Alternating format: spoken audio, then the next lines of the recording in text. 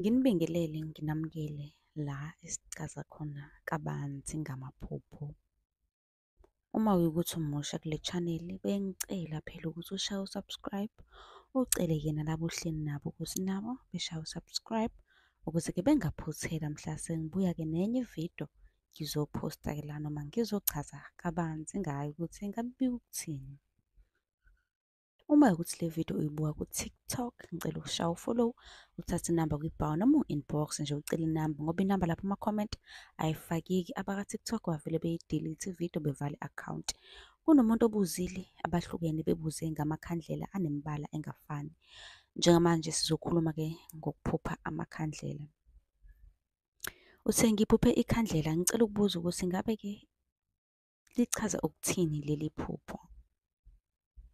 Amakhandlela nje, ukuphupha amakhandlela sizokuchaza-ke ngemibala yamakhandlela owaphuphile. Imibala yamakhandlela imele-ke izimo ezihlukile. Ukuphupha ikhandlela elimnyama, umsebenzi wawo lo ukususa amakhadi. Uma ukhathazekile uyakwazi ukulayitha ikhandlela elimhlophe, ikhandlela elimnyama, bese-ke uyakhala izinyembezi zakho zihambe nekhandlela. Ikhandlela elimhlophe liletha ukukhanya, livule, licacise izinto. Ukuphupha ikhandlela elibomvu, ikhandlela ele-red limele-ke uthando, amandla, ikhandlela lezitha, ikhandlela lokubuyisa indoda noma intombi. Uma-ke unezitha ukhanyisa ikhandlela elibomvu, ulibhekise phansi, ukhulume kulona. Ukuphupha ikhandlela eliluhlaza, umbala lo esithi u-green ngesiLungu, ikhandlela lemali leli, ikhandlela lomcebo, ikhandlela lempumelelo, elomshado, umendo, ikhandlela lomendo, elokuthola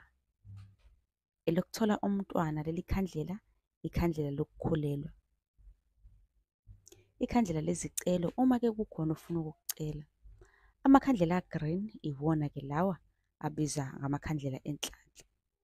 Ukuphupha ikhandlela eli-yellow, ngesiZulu umbala o-yellow sithi uphuzi noma ukuqanda. Umsebenzi waleli khandlela ukufunda esikoleni, nokuqonda, nokunqoba abantu. Amakhandlela a-yellow akhanyisa nakiladi-ke, akhanyiselwe-ke kanye namakhandlela a-white. Uma ukuthi umusha kule channel, ungakhohlwa phela ukutshaya subscribe, ubuze-ke nala ku-comment section la onombuzo khona, ngizobe sengibuya neyakho ividiyo ngizokuchazela kabanzi. Nisale kahle.